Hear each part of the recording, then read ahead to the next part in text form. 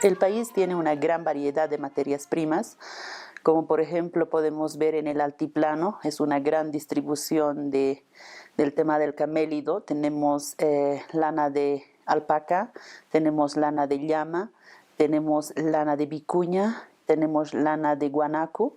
En realidad todas estas fibras son de una sola familia, que es la familia de camélido. Y bueno, de ahí tenemos todo el tema de cómo se ha transformado en realidad en un hilo. Tenemos los instrumentos, por ejemplo, para cortar la lana. Y bueno, tenemos los instrumentos para hilar, que son las famosas ruecas. Tenemos las ruecas arqueológicas, tenemos las ruecas más etnográficas, que es bien notoria por el tema del tamaño, porque las arqueológicas son muy pequeñas para tener hilos muy finos. Y por supuesto la selección de la lana también es según las cualidades, como por ejemplo en este caso, las lanas extra finas que vienen de la parte del pecho, las lanas un poco ásperas, digamos, que vienen de otras partes del cuerpo del animal, cerdosos en este caso, que serían los famosos cayucayos, que está en la parte de las patas o el cuello, ¿no? Que tiene una fibra más áspera. Y todas estas fibras también llega a una gran distribución según los objetos. Por ejemplo, tenemos lana fina, que es extra fina, son para los textiles más finos, en este caso como paraguayos, podría ser, o ponchos que se va a vestir. Y por otro lado, la lana áspera, que es muy fibrosa y nosotros lo llamamos en Aymara iru. Iru quiere decir cerdoso, y ese cerdoso en realidad se usa normalmente para sogas o podría ser también para ondas. Son realmente para obras más rústicas, no tan finas, digamos.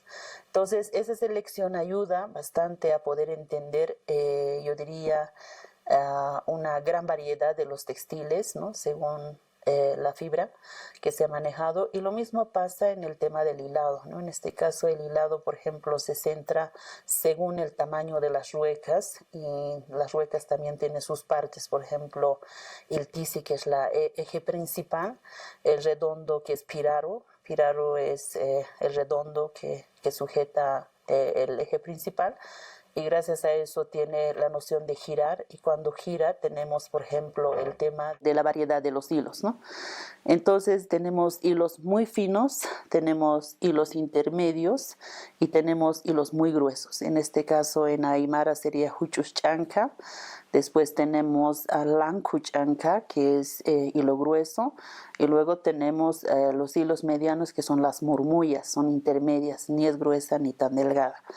Esta variedad de los hilos también están designados para diferentes prendas, ¿no? Los gruesos normalmente, por ejemplo, para camas, los delgados para vestir como poncho o aguayo. Y por otro lado, los intermedios para costales, por ejemplo, para transportar, en fin.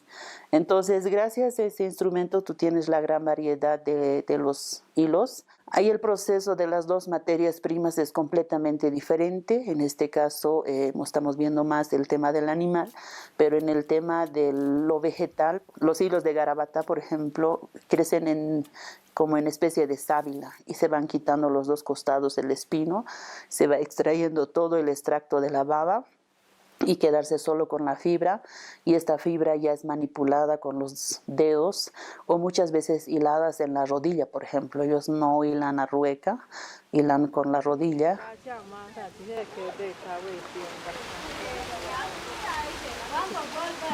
¿Este hilado es macho o hembra?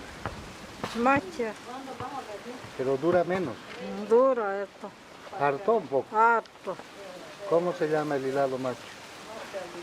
Choqui. Mayoreo. Choqui. Choqui. ¿Y el hilado hembra? Cheque. Es papel.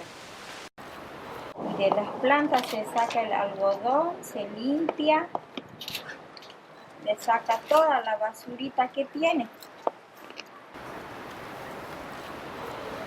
Se hila de día y se hace el algodón de noche, desde las 7:30 a 8.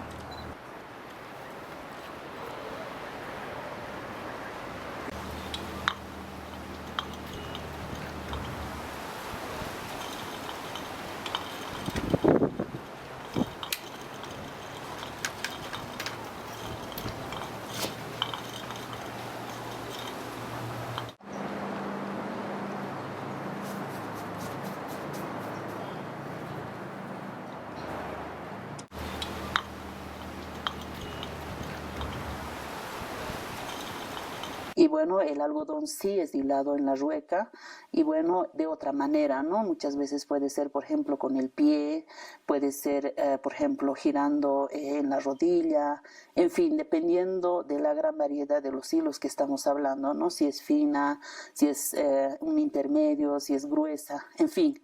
Entonces, todas estas intervenciones de los instrumentos también da un gran significado del desarrollo de los hilos y de los tintes. Uy, sí, mo. Último. Uy, sí, ontin hek. Kayak, uy, sí. Hum, che hek, venía, che, mo, este, on, kinyam, ti, on. Recuerdo, hek. Pero estoy que no vi que ya te nativo, no vi que ya te que chui ni que te gente. Nana. ¿Es natural eso? Sí, natural. ¿De dónde sacan? ¿Del río? ¿De dónde? Ese traíamos de Santa Elena. Ese es nativo, como piedra le sacamos.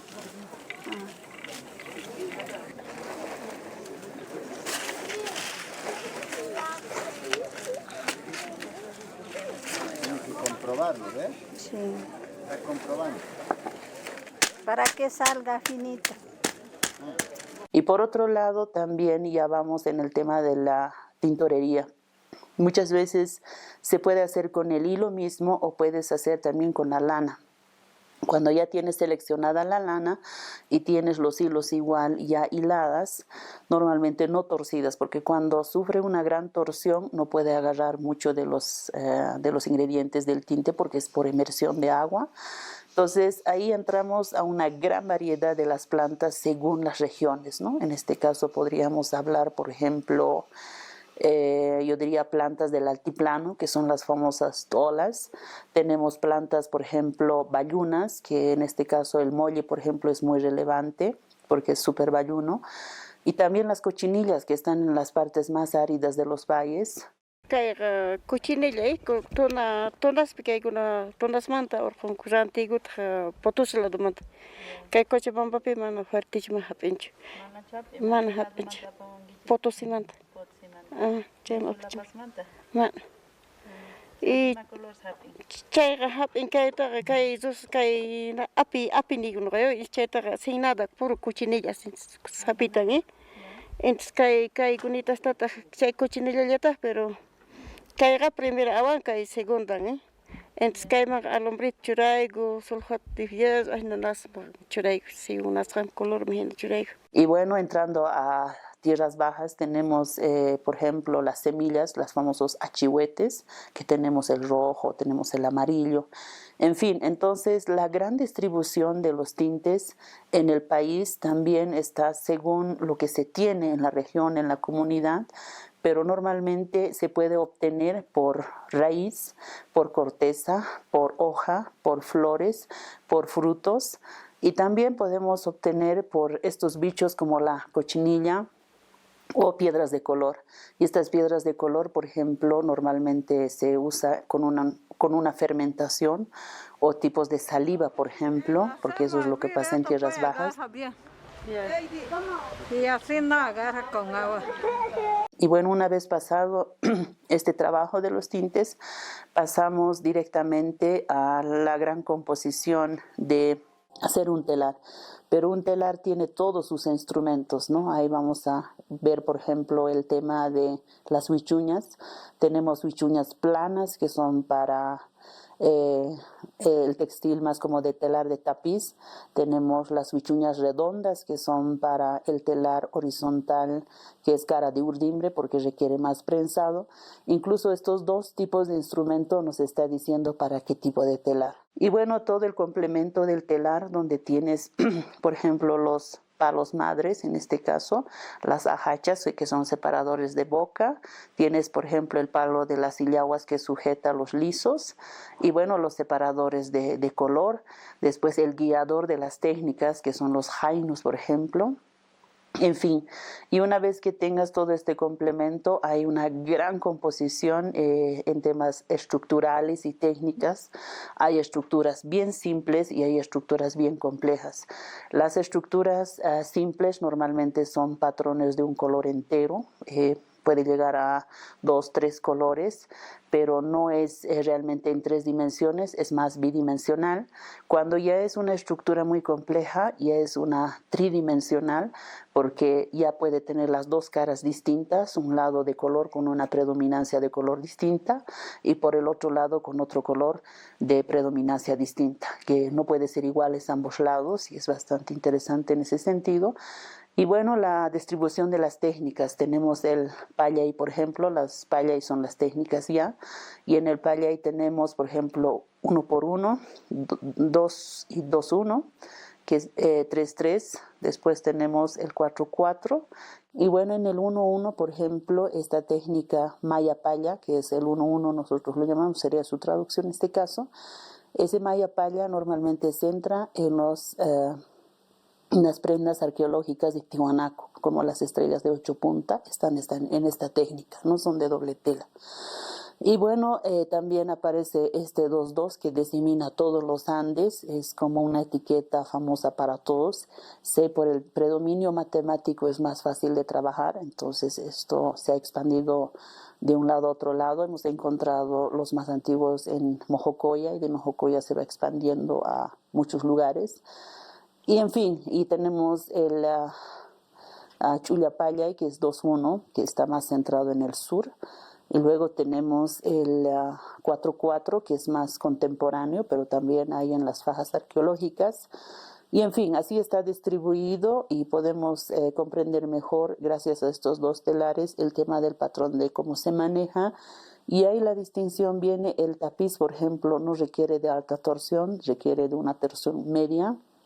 Y luego se entra a la gran composición de los textiles arqueológicos, donde tenemos incluso por estilos lo que sería Tiwanaku, lo que sería Mojocoya, lo que sería, por ejemplo, los textiles incas, en fin. Y luego de ahí pasamos al tema, yo diría, histórico, que sería la parte colonial, y hay una gran complementariedad donde podemos ver, por ejemplo, en un textil donde la iconografía ya interviene, se puede ver las mariposas, se puede ver los escudos, ¿no? Y está en la misma técnica de tapiz arqueológica, que es bastante interesante, pero la dinámica de la iconografía se va adjuntando. Y luego ya podemos pasar a la republicana, pero esa lectura de la iconografía que nos muestra en realidad todo ese camino de la historia, también es con el tema del proceso de la cadena operatoria, porque ahí se puede identificar hoy en día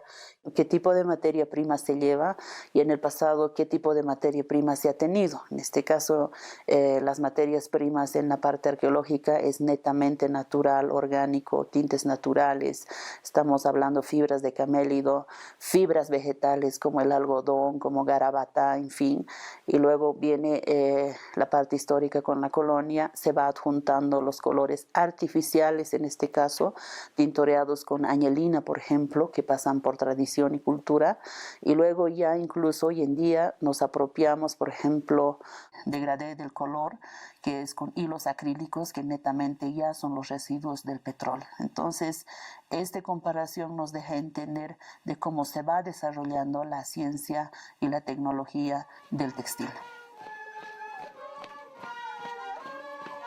Con todos estos patrones que se identifican desde la cadena operatoria e incluso los formatos en términos de la composición, desde lo arqueológico, lo histórico y lo etnográfico, en la vida social hay varias formas de usar dependiendo de las regiones y las comunidades.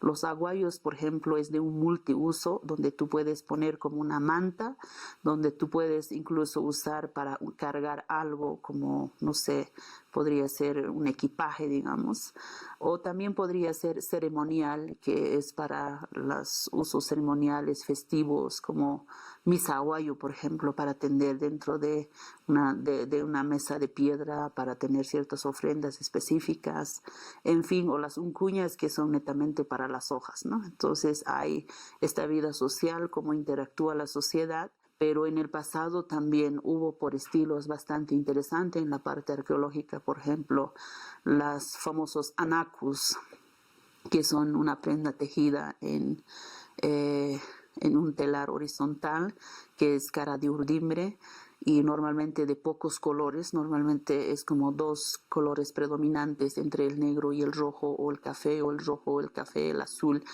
según su linaje de la familia, y la mujer vestía esto con unas prendas de topo donde se prendía y la faja. Entonces era realmente una indumentaria bastante interesante de cómo ellos vestían y su aguayo, su rebozo internamente, en fin, ¿no? Y luego en la parte ya de la colonia, en la parte histórica, cuando viene la parte más dura, diría, de adjuntarse en términos culturales, esto se convierte en polleras. Y de las polleras hoy en día ya es un fashion contemporáneo de lo que se tiene. Entonces, en la vida social también va cambiando ciertas estéticas del manejo del patrón del textil. Y hoy en día creo que es para todo en realidad, e incluso se puede ya entrar a la vida contemporánea donde se compone el ya fashion, que es la moda, donde se ya tiene como en los zapatos o otros tipos de tocado que se adjuntan a un nuevo modelo de vestir. La conservación es mantener a la pieza para la pervivencia en el tiempo. Para ello necesitamos condiciones ambientales, espacios, que la pieza que esté resguardado en un lugar. Entonces los factores que ayudan a la conservación son principalmente la temperatura, humedad relativa y la luz. Tienen que estar adecuados estos factores de acuerdo al material de origen, orgánico e inorgánico. Entonces estos factores, temperatura, humedad, luz, tienen que estar adecuados y para la conservación efectiva. La conservación de textiles es de origen orgánico, que están constituidos por fibras. Estas fibras pueden ser fibras animales o fibras vegetales. Se ha sacado unas muestras de unas piezas textiles. Se ha traído para ver en el microscopio las fibras. Entonces se ha observado que estas fibras están teñidos con anilinas sintéticas, los colores. Se puede observar en la fibra que tiene bastante brillo, los colores, principalmente el amarillo, el rosado. Entonces, de hecho, han aplicado tinte químico.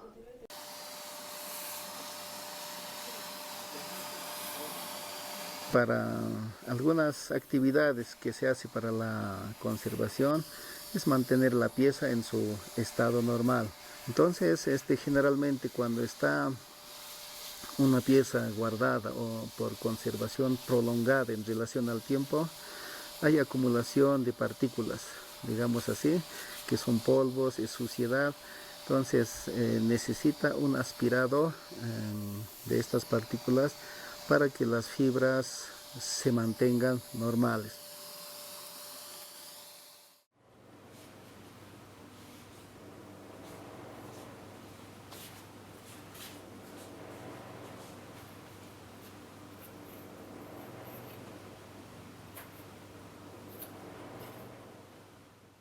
Cuando se llega al museo y se mira la colección, es ver qué tipo de colección tenemos y cómo esa colección va a ser subsanada según lo que se ha planificado. Aquí viene primero la planificación de la famosa cadena operatoria del textil, que tiene 3 entradas. La primera parte, que es la cadena operatoria, la segunda parte es la famosa cronología en términos de objeto, y la parte final, que es la tercera parte, es la vida social, cómo se tiene en acción estos objetos o estos textiles para poder entender mejor. Entonces, lo que se miró en la bodega es qué tipos de objetos tenemos para la exposición y qué huecos grandes hay que reparar. En ese sentido, nos ha costado reconstruir la parte de la cadena operatoria y en todas las exposiciones sucede lo mismo, porque esa parte no estaba dentro de la colección. Entonces, como tenemos programado un año antes, sí lo vamos construyendo y vamos adquiriendo, incluso podría ser de las propias comunidades, en este caso que sucedió en metales, lo mismo con textiles, se visita a los artesanos y se pide por favor si nos podría proveer una materia prima que no está dentro de nuestras bodegas. Entonces así se construye poco a poco hasta poder completar de la mejor manera que podamos, pero aún falta más la reconstrucción, incluso la alimentación de las propias materias primas que habría que hacer poco a poco.